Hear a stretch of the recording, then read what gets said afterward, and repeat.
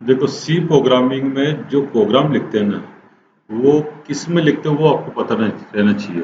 तो एक तो अपन क्या किस में लिख सकते हैं प्रोग्राम, टर्बो सी के अंदर। ठीक है, यानी टर्बो सी। आपको देखो डेस्कटॉप पर ये आइकन दिख रहा है, टर्बो सी दिख रहा है, इस पर डबल क्लिक करेंगे आप।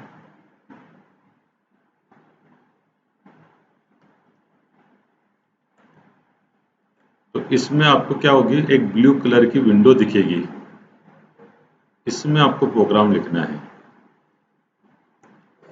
इसमें आपको क्या लेना है, न्यू सोर्स फाइल।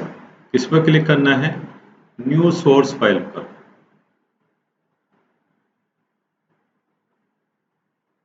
अब आप जो प्रोग्राम लिख रहे हो उस प्रोग्राम का नाम, जैसे अब अपन सम का प्रोग्राम लिख रहे हैं, ठीक है, सम का निकला तो सम लिखा मैंने, फाइल का नेम लिखना कोई भी लिख सकते हो, प्रोग्राम का नाम, और सेव पर क्लिक कर दीजिए।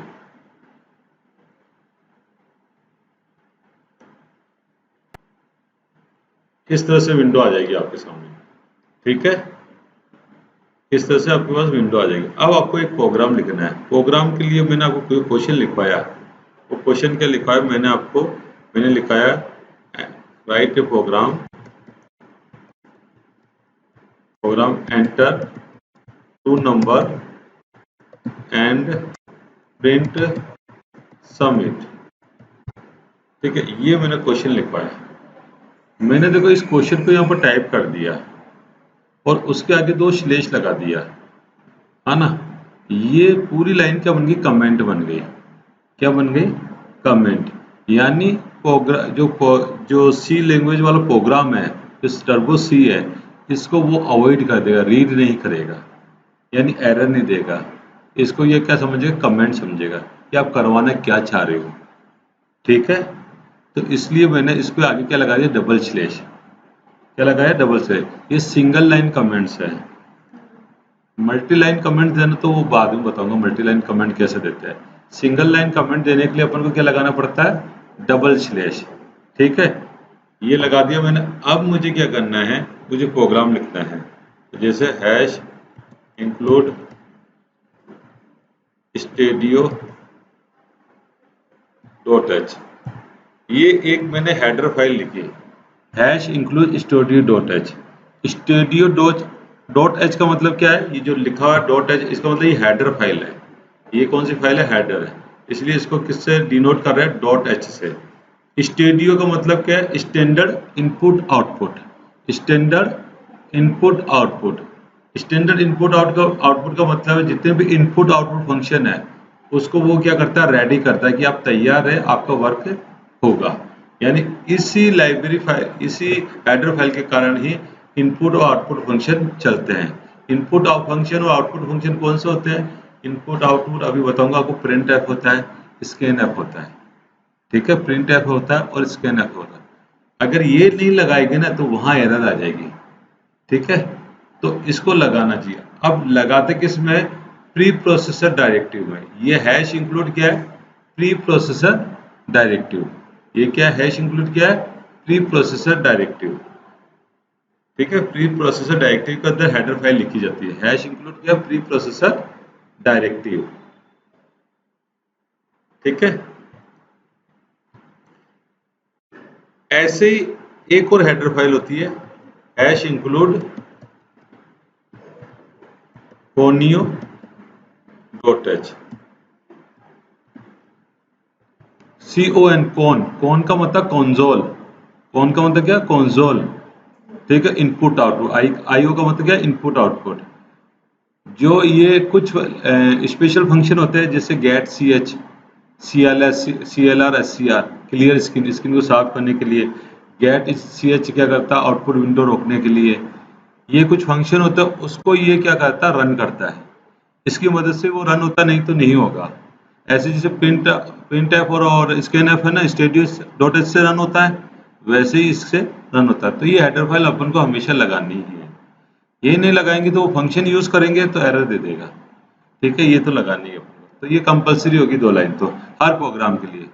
ठीक है, नेक्स्ट जो प्रोग्राम लिखा जाता है, वॉइड मैन। मैंने लिखा वॉइड मैन। वॉइड मैन का मतलब क्या है, कि मैं मेन बॉडी के अंदर मेन बॉडी से कुछ भी रिटर्न नहीं कर रहा हूँ। वॉइड का मतलब कुछ भी रिटर्न नहीं कर रहा, नथिंग वैल्यू, कोई रिटर्न वैल्यू नहीं दे रहा हूँ मैं। रिटर्न वैल्यू भी दे सकता अपन, जैसे इंटीजर लिख दूं ना अगर आप, तो मुझे रिटर्न करना जरूरी हो जाएगा।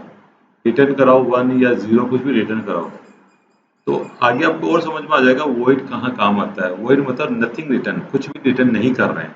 वॉइड का मतलब रिटर्न कर, और सारा जो प्रोग्राम लिखा जाता है ना, वो कहाँ लिखा जाता है? मेन बॉडी में। कहाँ लिखा जाता है? मेन फंक्शन के अंदर। मेन फंक्शन है ये। फंक्शन को कैसे लिखते हैं? दो पैरेंथेसिस लगाते हैं, ओपनिंग पैरेंथेसिस और क्लोजिंग पैरेंथेसिस। ओपनिंग पैरेंथेसिस और क्लोजिंग पैरेंथेसिस। वॉइड मेन लिखा, ओपनिंग पैरेंथेसिस लगा दिया और फिर क्लोजिंग पैरेंथेसिस लगा दिया।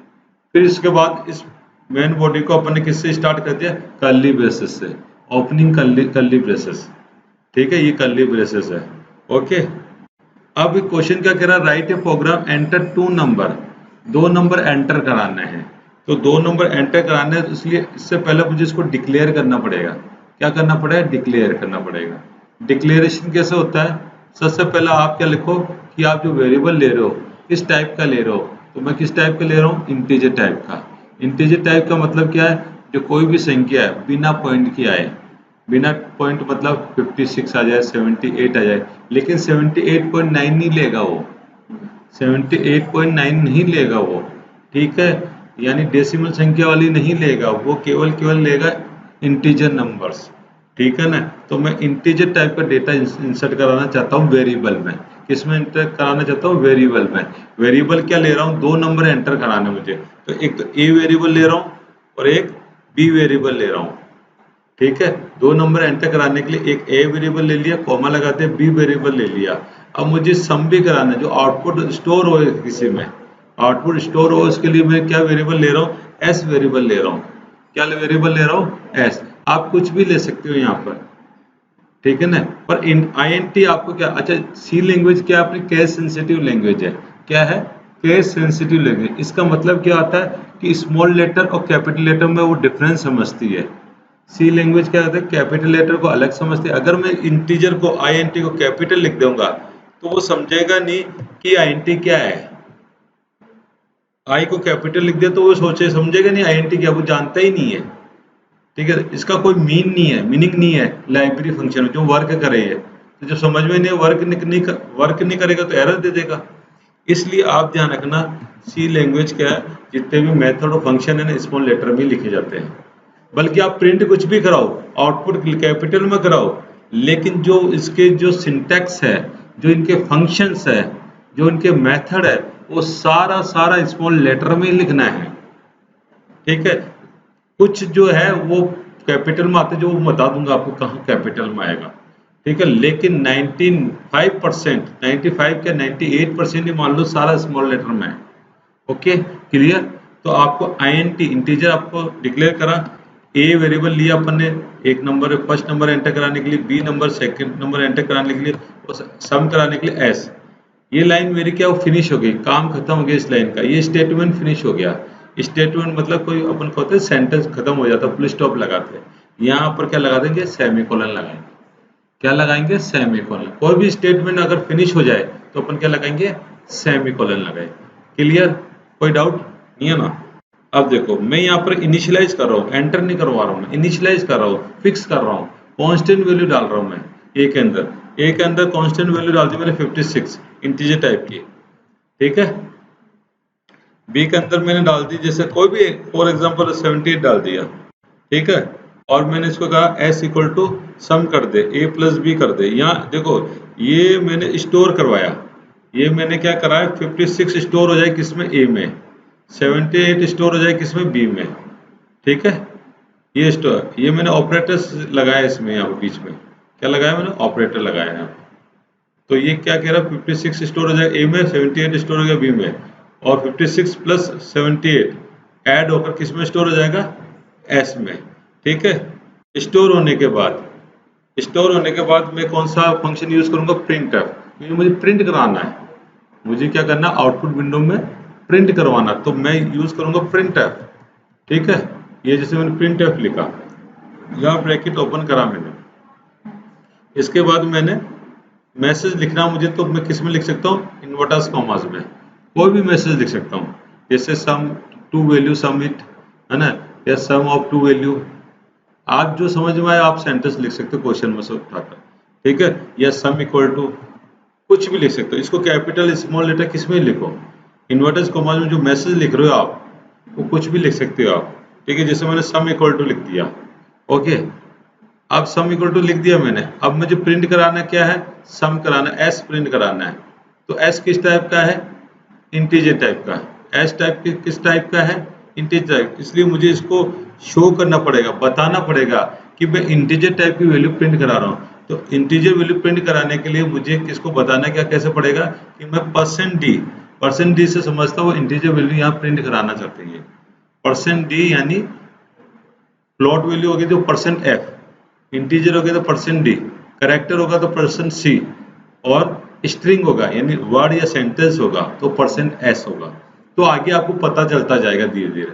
फिलहाल मैं आपको क्या कर रहा हूँ, परसेंट डी यानी इंटीजर टाइप है। कल मैं जब थ्योरी बताऊंगा ना आपको तो और अच्छी तरह से समझ में आएगा।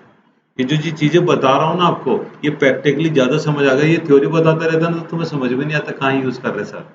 इसलिए मैं हमेशा, हर टीचर का अलग अलग पढ़ाने का तरीका होता है, मेरा अलग तरीका है कि मैं चाहता हूँ कि बच्चों को कैसे सूटेबल लगे। कि हमेशा मैं 2 प्रोग्राम बताता हूँ उसके बाद कल थ्योरी बताता हूँ, उससे क्या थ्योरी बिल्कुल अच्छी तरह समझ में आ जाती है, ठीक है ना। अभी मैं थ्योरी में गाता रहता ना आपको तो समझ में आता, हाँ हाँ करते जाते हो और चलता जाती गाड़ी, तो वो नहीं चलाना अपन को, ठीक है, समझ में आना चाहिए, ठीक है ना। तो देखो ये जो परसेंट डी लगाया ना मैंने, उसको बता रहा हूँ, मैं बता रहा हूँ मैसेज को कि मैं जो यहाँ पर प्रिंट करा रहा हूँ वो इंटीजर टाइप का पड़ा प्रिंट करा रहा हूँ। ये परसेंटेज छपकर नहीं आएगा वहाँ आउटपुट में, बस सम इक्वल टू छपकर आएगा, और जो एस के अंदर वैल्यू रहेगी ना वो छपकर आएगी, प्रिंट होकर आएगी मतलब, ठीक है। अब मैं इस इन्वर्टर्स कॉमास को बंद कर दूंगा, मेरा मैसेज खत्म हो गया, मेरा मैसेज कंप्लीट हो गया। अब क्या प्रिंट कराना चाहते हैं, कॉमा लगाकर यहाँ पर एस प्रिंट कराना चाहते हैं, ठीक है, एस प्रिंट करा, जो एस है ना ये परसेंट डी की जगह प्रिंट हो जाएगा, ठीक है ना। और ये ब्रैकेट में यहाँ पर बंद कर दूंगा और यहाँ सेमीकोलन लगा दूंगा, ठीक है ना, एंटर। इसके बाद मैं क्या लगाऊंगा यहाँ पर गेट सी एच फंक्शन, जो मैंने आपको बताया ये फंक्शन किसकी मदद से चलेगा, कोन्यू डॉट एच की मदद, कंसोल इनपुट आउटपुट की मदद से चलेगा गेट सी एच, ठीक है ना। और ये स्टेडियो डॉट एच जो है ना इसकी मदद से प्रिंट एफ फंक्शन चला, ठीक है। अगर मैं ये नहीं लगाऊंगा तो इन दोनों में एरर आ जाएगी, तो एरर नहीं लाना अपन को। तो ये सेमीकोलन लगा दिया, ये सेमीकोलन लग गया। अच्छा इस मेन बॉडी में मैंने सेमीकोलन नहीं लगाया, देखो क्यों नहीं लगाया, क्योंकि ये स्टार्ट हो रहा है यहाँ पर, इसको फिनिश थोड़ी करना है मेन बॉडी, ये तो स्टार्ट हो सारा प्रोग्राम इसके बीच में लिखा जाता है। इसमें मल्टीपल लाइन्स है, मल्टीपल स्टेटमेंट है इसके, तो इसको स्टॉप नहीं करते हैं, ये इसकी सिंगल ही लाइन है इसलिए इसको यहाँ पर सेमीकोलन से स्टॉप कर दिया, ओके। और देखो एंटर कर दिया और ये मेन बॉडी मेरे यहाँ पर क्लोज कर दी, ठीक है। अब इस प्रोग्राम को मैं रन कराना चाहता हूँ, तो मैंने जो पहली लाइन ली है ये इसको क्या होगा, टर्बो से इसको रीड नहीं करेगा, इसको क्या समझेगा, कमेंट समझेगा, क्योंकि मैंने इसके आगे क्या लगा दिया, डबल स्लैश लगा दिया, ठीक है। अब मैं इसको कंपाइल करने के लिए क्या प्रेस करो, अच्छा कंपाइल करने के लिए आप यहाँ पर भी कंपाइल कर सकते हो, कंपाइल पर क्लिक करो, यहाँ पर कंपाइल पर क्लिक कर सकते हो, ये कंपाइल हो गया, कोई एरर नहीं, देखो वार्निंग भी जीरो, एरर जीरो है, इसका मतलब अपना क्या लिखा, सक्सेस यानी प्रोग्राम सही है ना, प्रोग्राम सही है। अब इसको अपन किस में जाएंगे, रन में जाएंगे और रन पर क्लिक कर देंगे, तो देखो क्या लिखा हुआ है, सम इक्वल टू 134 134, ठीक है। इसको अपन शॉर्टकट की भी यूज कर सकते हैं, शॉर्टकट की से भी रन करा सकते हैं, ये तो मैंने आपको विंडो में से रन करा के बताया। एंटर करता हूँ वापस वो विंडो आ जाएगी जो अपने प्रोग्राम लिखा है। शॉर्टकट की क्या है, कंट्रोल दबाएंगे तो फंक्शन की F9, कंट्रोल F9, क्या प्रेस करेंगे, कंट्रोल F9 प्रेस करेंगे, देखो सम लिखो आ गया, सम इक्वल टू 134, रिपीट होकर आ गया वापस, पहला वाला भी प्रिंट हो रहा है और वापस कंपाइल करा वो भी प्रिंट होकर आ गया। ऐसा नहीं हो तो उसके लिए क्या करेंगे, ऐसा नहीं हो उसके लिए क्या करेंगे, अपन यहाँ पर क्या लगाएंगे, CLR SCR क्लियर स्क्रीन, जो मेन बॉडी अपनी स्टार्ट हो रही है ना वहां पर लगा दो CLR SCR क्लियर स्क्रीन, ठीक है ना। एक एरो बना लो और फिर लिख लो क्लियर स्क्रीन, इसका पूरा नाम क्या है, क्लियर स्क्रीन, यानी ये स्क्रीन को पहले साफ कर देगा, फिर जो भी आउटपुट आ रहा है या इनपुट आ रहा है वो प्रिंट करा देगा। कंट्रोल F9 करता हूँ, देखो बिल्कुल साफ आया, सम इक्वल टू 134, बस जो अपन को प्रिंट कराना वो आया। क्लियर ना, आया ना समझ में? एक को प्रोग्राम समझाऊंगा ना तो और अच्छी तरह से आ जाएगा, ठीक है ना। अब इसमें कोई प्रॉब्लम हो तो आप पूछ सकते हो मेरे नाम से सेव होगी, ठीक है। अब देखो न्यू प्रोग्राम ले रहा हूं मैं, नया प्रोग्राम कौन सा ले रहा हूं, फाइल में जाकर न्यू फाइल ले लेता हूं, ठीक है। इसको मैं मिटा देता हूं। प्रोग्राम क्या ले रहा हूं मैं, यहां पर एक कमेंट बना रहा हूं, राइट ए प्रोग्राम, ठीक है। मैंने क्या रहा है, एंटर लेंथ एंड विड्थ ना, and calculate area of rectangle, ये क्वेश्चन है अपना। Write a program, enter length and width and calculate area of rectangle, ये प्रोग्राम लिखना है मुझे, ठीक है। तो इसमें क्या लगाएंगे, सबसे पहले लिखेंगे hash include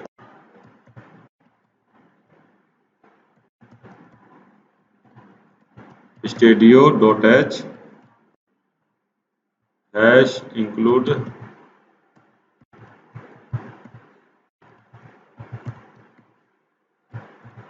fonio.h void main, ठीक है। ये कॉमन लाइन तो हो गई। अब मुझे क्या करना है, इंटीजर ले लिया मैंने, लेंथ के लिए l ले लेता हूँ, ठीक है। विड्थ के लिए w ले लिया मैंने, और एरिया कैलकुलेट करने के लिए एरिया ले लिया मैंने, कुछ भी ले लो, वेरिएबल का नाम लेना आपको, ए ले लो, एरिया ले लो, ठीक है। सेमीकोलन लगाया मैंने, एंटर करा, ठीक है। अब क्या करना मुझे, एंटर करवाना है। पहले तो मैंने इनिशियलाइज कर दिया था, सीधा लिख दिया था a इक्वल टू 56। अब अपन यूजर पूछेगा कि क्या एंटर करवाए, तो इस तरह से प्रोग्राम लिखना है। तो मैंने एक प्रिंट एफ मैसेज लिखा, और प्रिंट एफ मैसेज में क्या लिखा कि एंटर लेंथ, ठीक है। ये मैसेज लिखा हुआ आएगा वहां पर आगे, ठीक है। ये मैसेज लिखा आएगा, जो भी मैसेज लिखते हैं वो इन्वर्टर्स कॉमर्स में लिखते हैं। प्रिंट एफ लिखते हैं, ब्रैकेट ओपन करते हैं, इन्वर्टर्स कॉमर्स में लिखते हैं अपन एंटर लेंथ, और इसको बंद कर देते हैं। ये एंटर नहीं करवा रहा, बस ये छप जाएगा, एज ए लेबल का काम कर रहा है। जैसे अपन लिखते हैं ना नेम, NEM लिखा मैंने, NAME लिखा। अब इससे अपन क्या समझते हैं, ये लिख दिया कि आगे नाम लिखना है। ऐसे एंटर लेंथ लिखा तो इससे अपन समझ रहे हैं कि अपन को लेंथ एंटर करवानी है, ठीक है ना। वो एंटर कराएंगे ना तो किस में स्टोर होगी, इनपुट कौन लेगा, इनपुट फंक्शन लगा रहे हैं अपन स्कैन एफ, इनपुट फंक्शन अपन क्या लगा रहे हैं, स्कैन एफ, ठीक है। और ये किस टाइप का है जो अपन यूज कर रहे हैं, जो लेंथ में जो स्टोर कराएंगे वो किस टाइप का, इंटीजर टाइप का, इसलिए इसको बताना पड़ेगा कि %d टाइप का वैल्यू अपन इंसर्ट कर रहे हैं, यानी इंटीजर टाइप की वैल्यू इंसर्ट कर रहे हैं। तो इन्वर्टर्स कॉमर्स में मैंने क्या लिख दिया, %d, और ये इन्वर्टर्स कॉमर्स बंद, ठीक है। कॉमा किस में स्टोर करा रहे हैं, L के अंदर, तो L में स्टोर करा रहे थे, उसको एड्रेस भी प्रोवाइड होगा। तो एड्रेस कौन बताएगा, इस एड्रेस पर जाकर सेव हो जाए मेमोरी में, मेमोरी में किस जगह सेव होगा उसको बताना तो पड़ेगा। तो एंड क्या कर देगा कि उसको एड्रेस इंडिकेट करेगा कि वहां जाकर इस मेमोरी में जाकर सेव हो जाए, ठीक है। एंड एल, एंड का काम क्या है, एड्रेस बताना, उस एड्रेस पे जाकर सेव हो जाए, इस मेमोरी लोकेशन के इस एड्रेस पे जाकर सेव हो जाए। तो एल में स्टोर तो होगी वो, पर मेमोरी में कहीं तो कहीं स्टोर होगी, हवा में तो नहीं स्टोर होगी, कहीं जगह तो मिलेगी, उसको प्लेस तो मिलेगा, उस प्लेस का कोई एड्रेस तो होगा, हाँ ना। मेमोरी जैसे अपने रैम वगैरह में तो कोई प्लेस तो मिलेगा, उस जगह होगा, उसका एड्रेस है, उस एड्रेस पे जाकर स्टोर हो जाएगा। ऐसे ही अपन को प्रिंट एफ एंटर, ठीक है ना, विड्थ,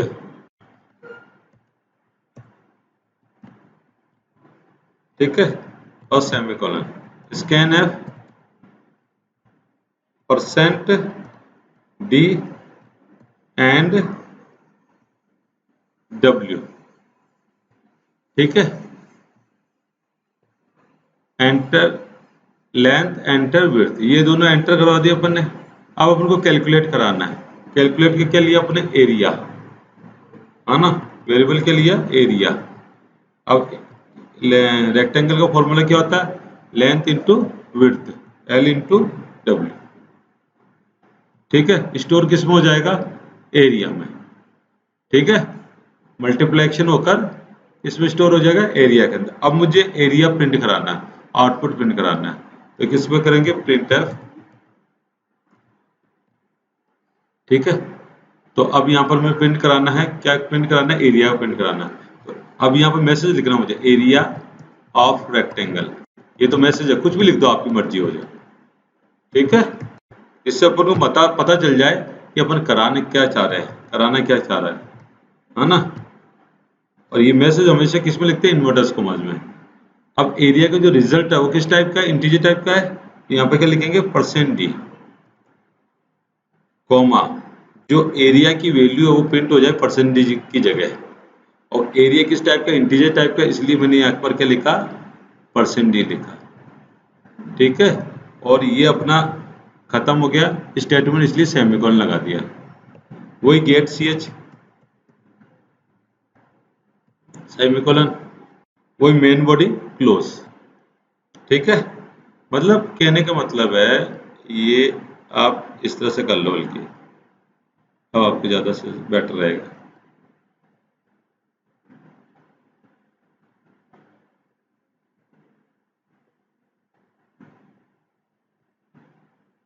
अब आपको पता चलेगा मेन बॉडी बंद कर दी मैंने। ठीक है ना, इस तरह से। आगे समझ में? तो अब देखो इस प्रोग्राम को रन कराता, कंट्रोल F9 प्रेस करा। ठीक है, देखो क्या पूछा? Enter length. खुद इनपुट कराना चाह रहा हूँ, पहले तो सीधा रिजल्ट आ रहा था क्योंकि इनिशियलाइज कर दी, वैल्यू फिक्स कर दी थी। इनिशियलाइज मतलब फिक्स कर दी थी पहले वाले में। तो इसमें पूछ रहा वो आप क्या एंटर कराना चाहते हो, यानी एक ही प्रोग्राम कोई सी भी नंबर के लिए अब बन गया। लेंथ और हाइट, लेंथ और विड्थ डालो, रिजल्ट आता जाएगा आपके सामने। और पहले तो फिक्स कर दी, इसी का रिजल्ट बताएगा, जो वैल्यू डाल दी मैंने, फिक्स कर दी प्रोग्राम में। ठीक है ना। अब देखो जैसे मैंने 4 डाला, लेंथ और विड्थ डाले मैंने 6, तो देखो क्या आ गया? Area of rectangle 24। दूसरा और चाहिए एक और बार, कंट्रोल F9 फिर फेस करो, एंटर लेंथ, ये डाली 7। तो कितने रिजल्ट निकाल सकता हूं मैं? समझ रहे हो मेरी बात को? तो इसलिए यूजर द्वारा इनपुट बेटर रहता है इनिशियलाइज के बजाय। यूजर द्वारा इनपुट कराए इनिशियलाइज के बजाय। आगे समझ में? तो यहां पर मैं CLR SCR लिख देता हूं, CLR SCR, क्लियर स्क्रीन, जिससे पहले वाला रिजल्ट साफ हो जाए। कंट्रोल F9 ऐसे, एंटर लेंथ विड्थ। ठीक है, आगे समझ में? यहां कुछ प्रॉब्लम नहीं है ना? चलिए।